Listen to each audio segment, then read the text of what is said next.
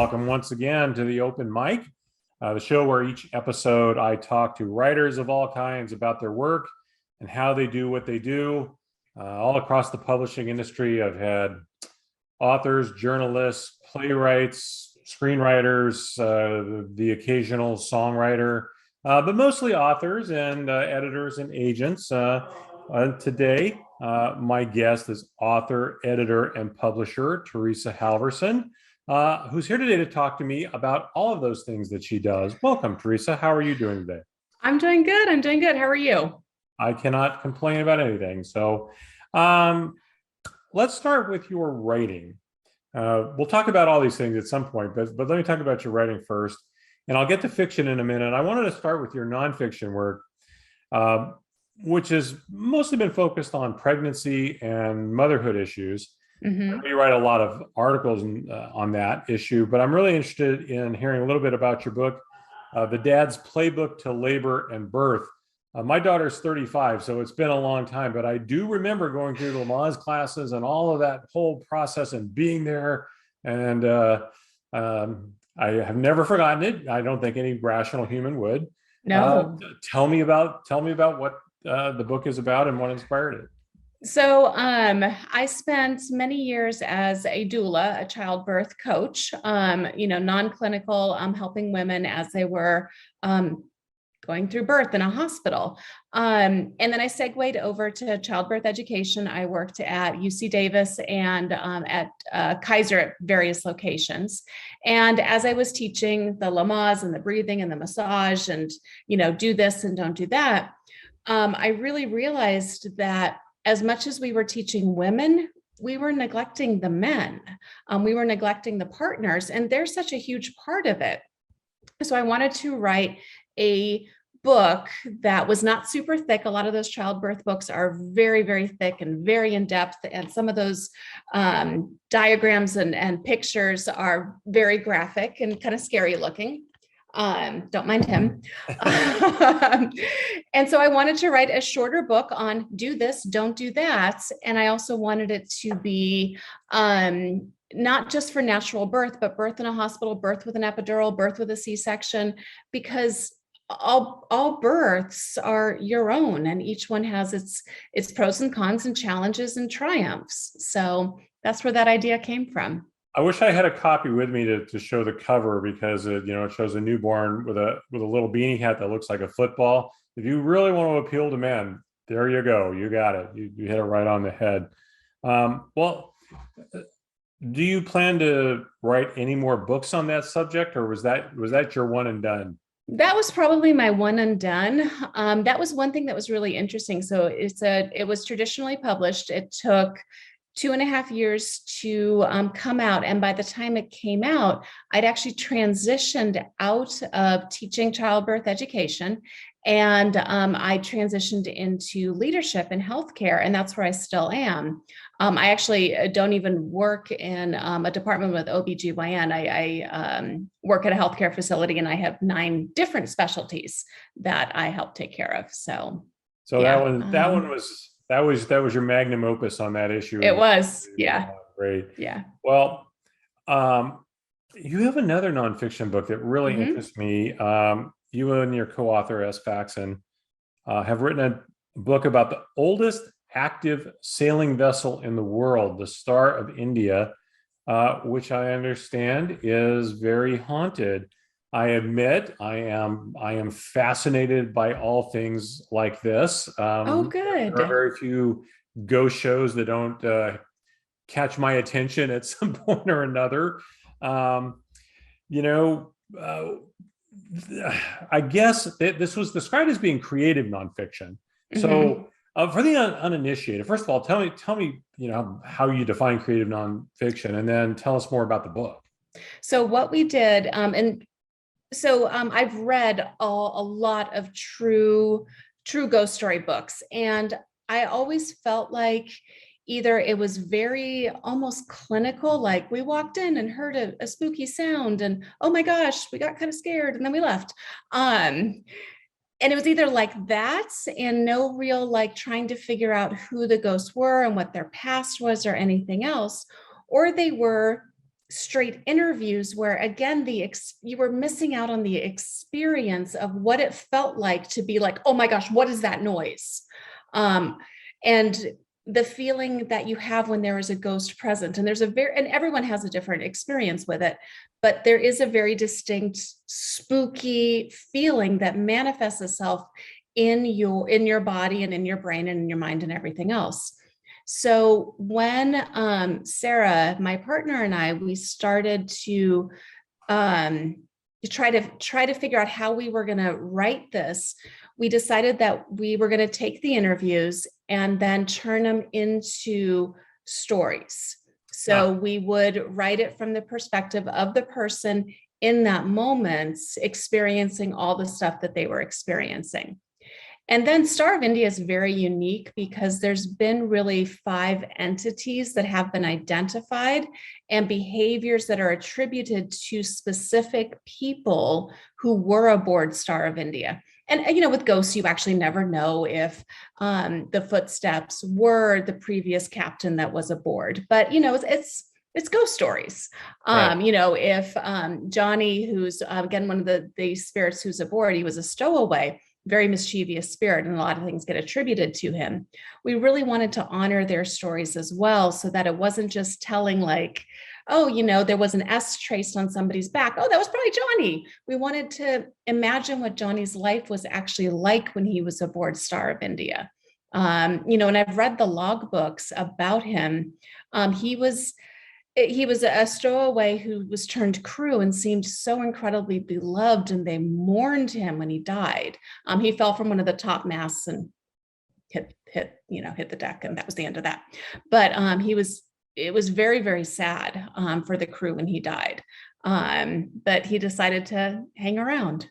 So That's really interesting. I like that concept too, because it is true. There's always something missing from some of those somewhat clinical things that you're talking about. Were there any other stories that you remember aside from Johnny's that are really memorable from that? So there is there's one area in Star of India that it's a very heavy area, and a lot of people say it's cold. A lot of people say it's sad, it's depressing. They've had mediums come aboard and be like, there's something here that happened. And it's attributed to a spirit named Chinaman. And again, I've read the logbooks, what's left of them, and actually some newspaper articles from that too. And they're horribly racist. But it was a Chinese fisherman who was aboard who somehow got crushed in the chains, and then was later discovered. And there's some debate about, the way that we wrote it, because we really wanted to honor this man whose name has been lost. There's some of the newspaper articles might claim his name, but it actually changes throughout the article. So we really wanted to honor that because no one really knows how he got caught in the chain. He shouldn't have. There's no way that should have happened. So there's question was he murdered? Was he pushed? Was it an accident? And then just, poorly covered up. And then you've got the racism running rampant at that time as well. Sure. So, yeah. Well, it sounds fascinating. It sounds like something I'm definitely going to probably be reading in the near future. Let's talk about fiction then. And you describe your work as speculative fiction. And again, maybe for people who aren't, up on definitions, how are you defining speculative fiction as a genre? So I define it as asking, what if I was a telepath? What if I was a psychokinetic? What if I had a ghost in my house? What if I fell through a portal? So basically anything that is in fantasy, sci-fi, horror, anything kind of in that area is speculative fiction. Okay. I like that. I'm reading one of your novels now, and I have to admit, when I was reading, it's River City Windows, and I'm not very far into it, but of course it's set here in the Sacramento area. I'm actually in Davis these days. I'm not in Sacramento, but I lived in Sacramento for many, many years. And so my first question is, well, you're in Southern Cal. How did you end up basing in Sacramento? But of course, if you were at UC Davis, that would explain that. So there, I guess you've already answered my question.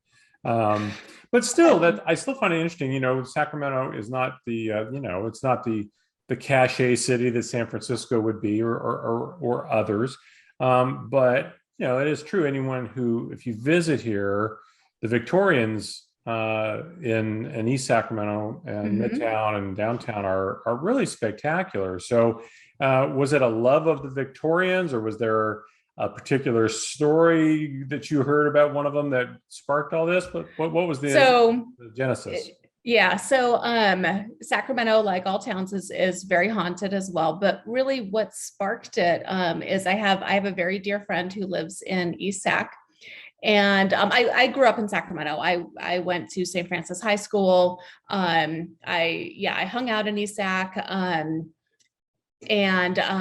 I raised my sons up until they were about 10 in Sacramento. So a lot of like the stories in River City Widows about going to the zoo and going to Fairy Tale Town and going to Folsom Lake and everything else it's related to those experiences. In many ways, that story is just a love letter to my children, to my dear friend, and to Sacramento, where I grew up.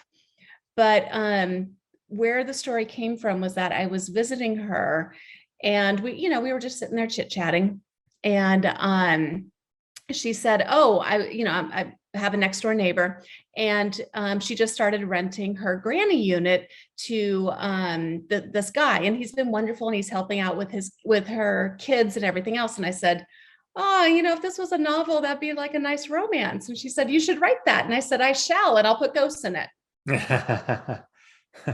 I have to admit, I had never heard of paranormal romance until a few years ago, and I didn't realize it's a fairly big field, isn't it? Mm-hmm. It is. Yeah, it's really big.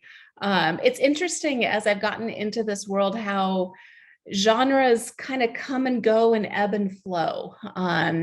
Paranormal romance does absolutely have ghosts in it, but it can also include mermaids. It can include shifters. It can include vampires, which, those used to be more horror or even urban fantasy. It's kind of been the shift over into paranormal romance. So it's interesting.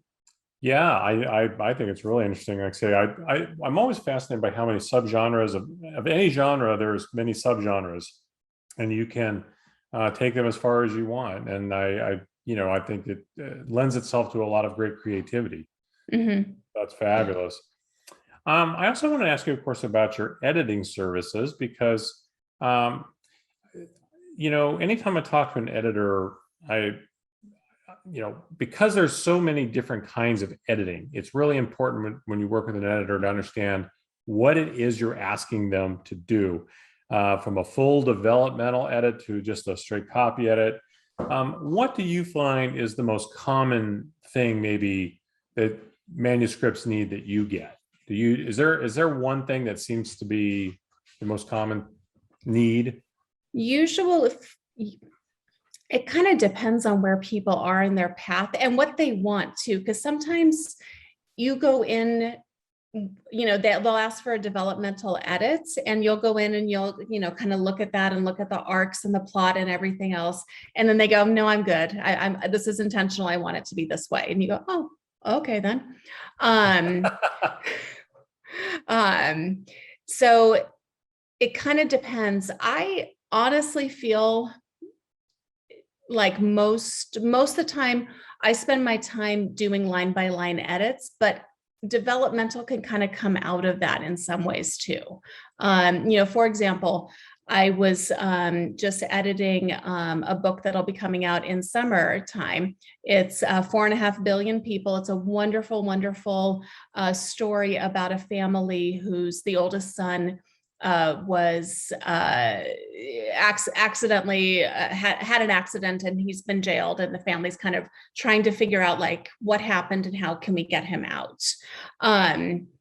And she had thought that she needed just line by line editing, and I 100% agreed with that. But one thing that we added onto that was I didn't feel like there's a light romance in it. And I felt like that wasn't well actualized. And so we ended up adding some chapters more to that. We didn't want the romance to take over the story at all. We wanted it to kind of stay in the background, but it was really missing the arc, and then the love interest for it as well. He needed a little bit of work. He was a little bit too two-dimensional. So we really worked on that as well with that one. So that's more developmental than line by line, but we did a lot of line by line to kind of tug those parts out, if that makes any sense. Well, and I wonder too, because the editing services available to you even in the traditional publishing world are limited now. I mean, the publishing world has really changed a lot. And I know many traditionally published authors now who are having their own editing work done by freelance folks like yourself. It has become a really, not just an acceptable thing, it's become a necessary thing to so that you can get all of those little problems, those story arc problems or character arcs resolved before you ever try to approach an agent. But that said, are most of your clients, are they trying to go the traditional route, or is this something where they just want it to be the best book they can be and they're still going to go indie? They want it to be the best book that they can be, and they're going to go indie or small press. As you are absolutely correct, the publishing industry is changing dramatically, almost month by month, and it is very difficult to get an agent. Let's be completely blunt. It is very difficult to get an agent, and getting an agent is no guarantee whatsoever of a book deal. I know this personally. Yes. Yeah. And even if, I'm sorry, it sucks. It sucks. And even if you get a book deal, that doesn't mean you're going to get any more of a book deal after that, or any more books, or, you're like, I plan to write a series, and, your first book gets picked up and then your others don't. Yeah. Yeah. I know people absolutely have lived that scenario you're talking about. Yeah. Well, do you find most of your clients, do you do fiction and nonfiction, or just fiction? Just fiction. Yeah. Okay. And, I'm getting way past my question limits I was going to give you, but I'm just fascinated by this, because I think one of the things I always tell people when they learn a little bit about what I do, they'll ask me those questions. The first thing I always ask them is, okay, what do you want? You need to know that. What do you want? If you will never be happy unless you get a reputable agent and a big 5 publishing contract, well, God bless you, but it's going to probably take this. But if that's what you want and you will never be satisfied without it, then make that your goal and don't be deterred. Don't let all the rejection and the failure and all that stuff deter you. You must remember that. If you don't want that, if you're fine with an indie press, or you're fine with something, just a smaller press, that's fine too. But know what you want going in, so you can plan accordingly. Do you find most of your clients have a pretty good grasp on what it is they want? Like, say, they want to go indie, but do they also know what they want to get out of the book, so that they, when you're giving them edits, when you're telling them things, like you said, you have the one person who's like, no, that's okay, I'm good. Do you get that a lot, or is it they're like, no, because I wanted this to be this thing? No, most people, and part of this too is the conversations that you have. So what I like to do is I like to do a read through, and then I'll do a check-in with the author on kind of like, here are kind of like some things that I've noticed. Are we on the same page with this? Before I do a full on, like, okay, let's do a full on developmental edit. And then that'll let me gauge where they want to go. Another example, I was working with, I'm still working with an author who is writing a colonization story. So people wake up on a spaceship, they have no idea what has happened, and eventually they end up landing on a planet. I still feel this way, but the author doesn't want it that way. all the characters are in their 20s and 30s, but the author is a boomer. And there is slang and everything else more set in, 70s and 80s. And so I had really suggested, I'm like, you know what, maybe set this in the 70s and 80s where these people wake up on a spaceship. It's the 70s and 80s, and you might be able to kind of make the slang thing work a little bit better. Doesn't want that. Okay, then I'm not going to waste my time heading in that direction as I do edits and as I continue to work with this one. So you have to really be in touch with what it is they want the story to be, because at the end of the day, they are the author. It is their story. And so at least for me, I just check in constantly. Hey, I was kind of thinking about this. What are your thoughts on that? Okay, let me tug that apart and kind of see if I can make that fit in here. I really like doing Zoom check-ins with my authors so that I can read their facial expressions and kind of see what's going on. And I know that if I'm getting like, yeah, that's good. That's good. Yeah. That I'm not on the right track. So yeah. And then doing a sample edit helps a lot too. Just to make sure, again, on the same page.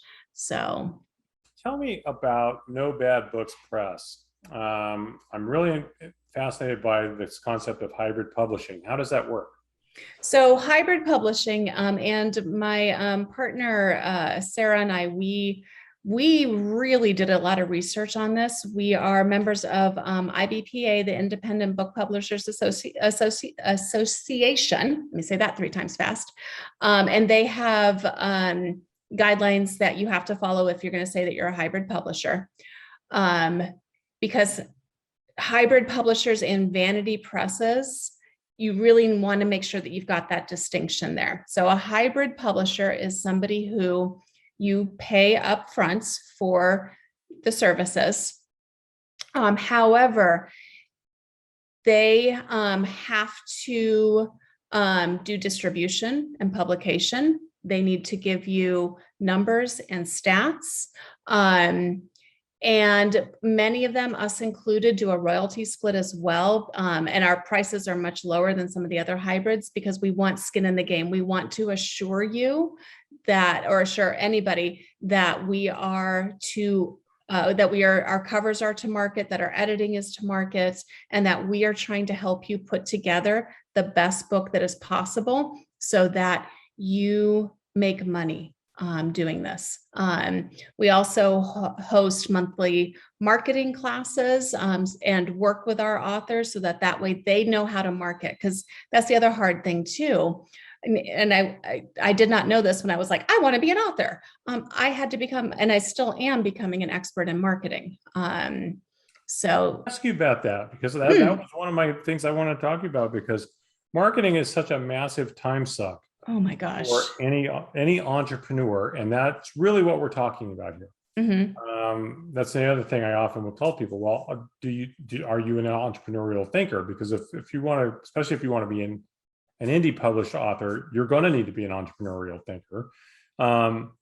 But what's your approach to marketing, whether it's for your own books or for through No Bad Books? I mean, do you work with a pro? Are there other resources that you recommend to indie authors? I mean, do you have a plan, like a framework plan you work with? How do you address marketing? So we do. I do like to put together a marketing proposal. And the key to it, though, is what are you willing to do? Like, for example, I don't do a newsletter. I know I should. I don't do it. I don't have the patience for it. And I've tried. It's not my thing. And so I ended up just abandoning it. I highly recommend other authors do a newsletter.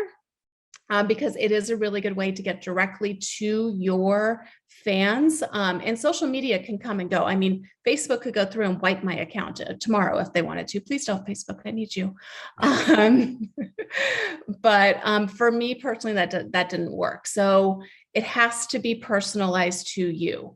Twitter, for me personally, does not work. I don't like Twitter.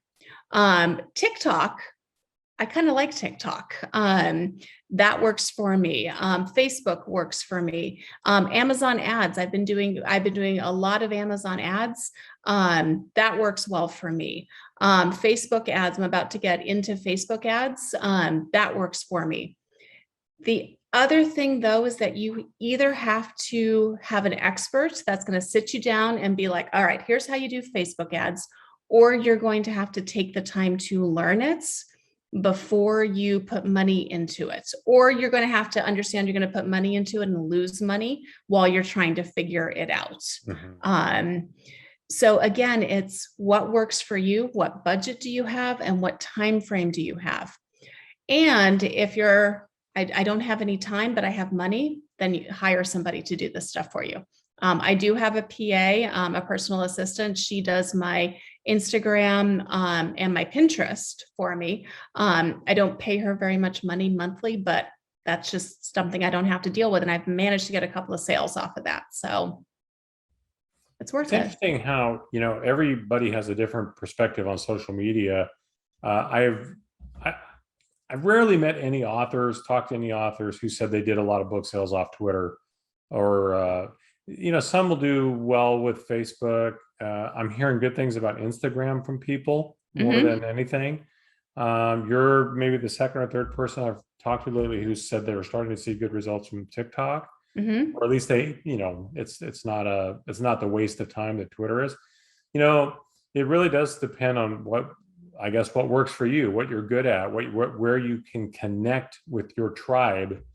The problem I find with all social media, is it just can suck you down these damn algorithm rabbit holes where you're, you just spent an hour doing something that has no relevance to what you're trying to do, and it's maddening, if you let yourself get spun up in all of that, right? Well, it can be a nasty feedback loop. I've had TikTok videos that have done very well that have nothing whatsoever to do with selling books. It's always weird how that happens on TikTok. And I can get caught up with, oh my gosh, I had another like. Oh, I had a comment. Oh, wait, I have to go and comment on this comment of this comment of this comment. And that is wasting so much time. But the feedback loop is you get caught in is you feel like you're accomplishing something. Oh, I had another follower. Well, cool. That's great and awesome and amazing. But did that help you sell a book? Right. Eye on the prize is a hard thing to keep in front of your eyes, but it's really true. You got to focus, focus, young Jedi. Right. Let me ask you then. So what do you think is the biggest positive of going the indie route? And maybe conversely, what's the biggest negative? Control is the biggest positive. You have control. You have control if you want to change your cover. You have control if you want to change your blurb. That's one thing I've been really picking at for Warehouse Dreams and River City Widows. I've been picking at the blurbs and being like, all right, let me change this word. Did that change anything? And I've gotten, and I couldn't do that if I was traditional. There's no way somebody would allow me to like, okay, can we bold on Amazon? Can we bold the first line, please? And thank you. I have that control to do that. I have control over, I have a limited control over, I was going to say the reviews. I kind of have control over that and kind of not. I can send it out to reviewers and do that part of it.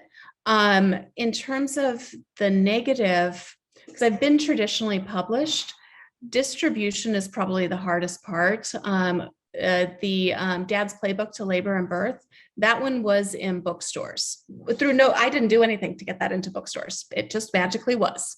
It is much harder when you're indie to get your books into bookstores. It is much harder to sell those thousands and thousands and thousands of copies through a distributor than it is. Indies tend to be more ebooks, which is great, but it's a lot more work. It's a lot of work. Yeah. Well, I know it's still a lot of work, but I have memories of people 20 years ago and we probably all know this person that, self-published a book and then had like 500 copies of their book in their garage. And they were Yeah. constantly trying to sell to somebody else. And you're like, enough about your book already. And, so at least thankfully we're beyond that now. We're Mhm. not stuck in that do loop forever of, please buy my book. Ignore the boxes in the back. Yeah. Put your bike over there. Let's talk about the writing process just a little bit here. What's your biggest challenge as a writer? I know for me, it's the discipline of, carving out the time, because like most people, I know you have a full-time job. 95% of the writers I talk to have a full-time job, even if they have been successful. I know very successful authors who still have full-time jobs, because let's face it, unless your name ends in Stephen King, most of us are going to still have a job. Right. But my schedule sometimes just gets insane. And sadly, the thing I will too often cut out, is that hour or two that I need to clear my head and my decks and sit down, butt in chair, fingers on keys, and write. What is your biggest challenge? I'm afraid mine might be too common. And what's yours? My time management is a huge challenge for me. And it's because I don't just have the writing. I've got the editing. I also have a podcast. I've got the business side of doing the publishing. Sarah and we were talking today about putting out a call for an anthology, and we were, proofing a cover together. So I actually have become a huge time management, I don't want to say expert, but I really have done a lot of research on time management, trying to figure out how can I eke out as much time as possible, and know that when I sit down and I'm like, okay, I've planned this time to write, that I can actually write. Because that's the worst, is when you actually are like, I have the time, and your brain's like, no, we're not going to do this right now. Yeah. No. I've really been working. So my first fiction book was Warehouse Dreams. I love that book. That was a passion project. I'd worked on it like 10 years ago, put it aside, never really went back to it. Finally went back to it and gutted the entire thing. I think the only thing that really stayed was that there were telepaths and psychokinetics and people's names. Everything else changed. But I think my subconscious have been working on that book for a really long time, because it flowed very, very smoothly. And River City Widows flowed very smoothly as well. But when I started to work on the sequel for Warehouse Dreams, I really struggled with it. And it's in timeout right now, because I wasn't plotting, I was pantsing. And when I ended Warehouse Dreams, I'd accidentally written myself into a corner that I'm really struggling to get out of. And if I'd plotted it and I'd been like, this is how I shall end book one, and this is where I will jump into book two, I wouldn't have had that problem. So part of time management is plotting, so that I don't end up throwing away 70,000 words. I'm probably at like 200,000 words at this point for Warehouse Dreams, of just mess. I can relate. In fact, that's a question I ask most people, is whether you plot or whether you're a seat of the pantser. And I'll tell you, I was never a plotter until my own short. I'll make it as short as possible. I have one of those too. Manuscript I wrote back in the mid 90s, had some high level agent interest in it. They wanted some changes. I said, great, just got to work on those. Had some very serious life stuff happen. I put it away. Didn't think about it again for a long time. I've let everything go. Picked it back up about 5 years ago. It was so old, it was written in Microsoft Works. That's how old it was. Had to do all this conversion stuff. And now I don't even know what iteration it's on. But yeah, everything's changed, blah, blah, blah, blah, blah. All the same characters. Plot is similar enough. All those things you think, okay. And I read all these people like Stephen King, you say, why do you want to mess up a perfectly good story with the plot? Just write these characters and let them tell you where it goes. And honestly, okay. So I bought into that for the longest time. And I will tell you, I finally, about a year ago, said, or not even that, maybe 6 months ago, said, you know what? I am never, ever going to finish this if I don't if I don't sit down and write a synopsis that's as fleshed out, fully plotted out thing that's almost as long as the book. But you know what? Now I'm a few chapters from ending the latest revision. I'm going to be able to send it off to my editor and I have made more progress in that 6 months from having, because now I know where it ends. I added Exactly. Not to make all this about me. I'm just saying I can so relate to every damn thing you just said. And I think if you are a super creative person and you do thrive on not knowing, and I know several of the writers I've talked to on here are total pantsers. I don't know what I'm going to write. Every day I sit down and it's an adventure. For those of you who are not on YouTube right now, on the podcast, you could see my face. You'd know what I think of that. I hate you guys because I'm jealous, but I'm with you. The plotting thing saves you more time than it will ever cost you. Whatever you put into it, it will probably save you 10 times that amount. Yeah. My thing. I agree. I just, I had a friend who talked me into trying Vella. So Vella is Amazon's serialized story. And I was kind of like, I kind of want to try it. She goes, you know what? Try it for your plotting. So I'd read Story Genius. I recommend Story Genius. And she said, try thinking of this. Try using Story Genius for purposes of Vella and just, do a fairly simple romance, contemporary romance, and just see what happens. Man, I plotted that thing out in 2 nights. And I anticipate I'll be able to write it in about 2 months, a 60K book. Now, I don't have to do a lot of world building with it, which is nice, but it flowed really easily. Once I was like, okay, step 1, step 2, step 3, end of chapter, step 1, step 2, okay, cool. This is working. Yeah. And I'll go back to Warehouse Dreams and I'm going to do the exact same thing. That's great that you found something that works for you. That's what we all need to find, is that thing. I only have a couple more, but one thing I really wanted to ask you about was book trailers, because you have some really, really well done, visually beautiful book trailers. So tell me about that. How much do they help you, first of all, in terms of selling your books? But they just look like they're. I mean, they really look good. I think they're a great calling card. So I will say, I did do River Cities, but Sarah does the other ones. She is fantastic at it. They are a wonderful calling card. They look so good on social media. They look so good, especially on Facebook as you're scrolling. Do they help sell books? We haven't gotten a bump out of them. They're really fun when you do book launches, especially virtually, to show. Yeah, we haven't really gotten a bump. And the latest research I'm seeing is kind of like, about book trailers. But book trailers, I feel like, are one of those things that kind of ebbs and flows. And so she really likes doing them. I really like having them to put out there, and they're just fun. As we open up the world again and we move back into doing conferences, using book trailers at conferences is going to be huge. Wow, a good thing to think about. Mm-hmm. Well, I could ask you questions about stuff all night. I could think of 10 right now. I probably would ask, but in the interest of time and fair play here, let me ask you one final one. And I mean for this to always be a fun question, and so I hope it is. Let us say I had the power to put you in a room with any one of the following 3 people. Who would you choose and why?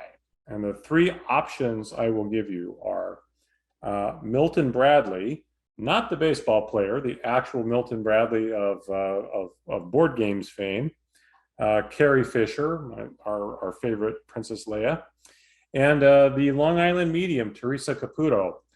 One of those 3 I can put you together with for a great evening, drinks, dinner, whatever conversation.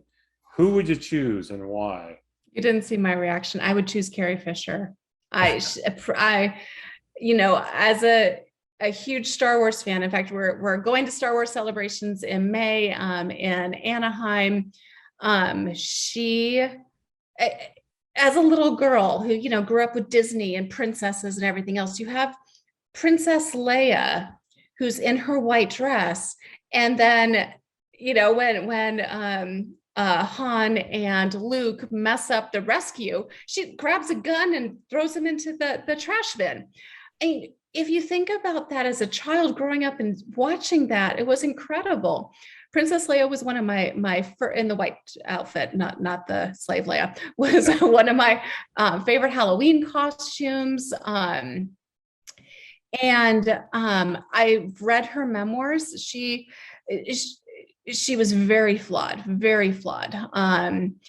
But absolutely fascinating woman, absolutely fascinating how she grew up in her family, her marriages. She loved her daughter so very much. And when she was in the sequels, I loved how she responded to the fans being like, "Oh, Carrie Fisher got fat." I loved her responses. I mean, they were so like, "Bite me." Only not that word. Yes, I got old. People do that. And I had so much respect for her. So yes, of all the people in the world, I would absolutely sit down and have a drink. She would not drink with me, but I would have a drink with her. I gotta be honest too. I think, as a tail end boomer kid who grew up in the 70s, I think it was a really good time in a way, for impressionable young men, because I mean, I was raised by my mom and my sister. So I had most of the prominent figures in my life, with the exception of my uncle, were all women. But there weren't a lot of that out in the world. She was one of the first really strong, competent, kick-ass female characters that I can remember seeing in a huge media event, right? I mean, there were others that you could think of, but I think Carrie Fisher's Princess Leia was the gold standard. Because like you say, she was a leader. She wasn't a follower. She didn't need to be saved. She was saving you, right? And I'm just like, I think maybe it had a big impression on me as a kid, because I just thought, I know when I write a female character, I'm not specifically thinking of her, but certainly of women like her.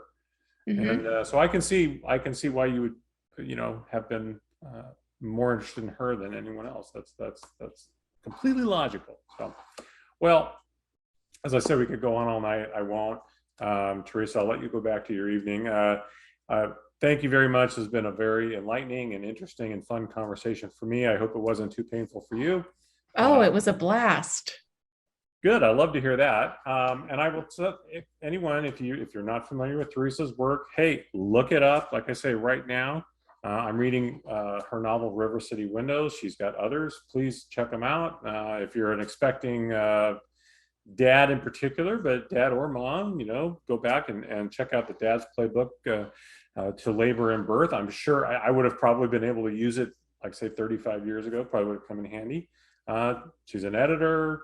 She's got a blog. I mean, she's got, check out the press if you're looking for a good indie press, No Bad Books press, all those good things. So, thanks for coming on and sharing all this information with me about all these wonderful things you do. It sounds great. So,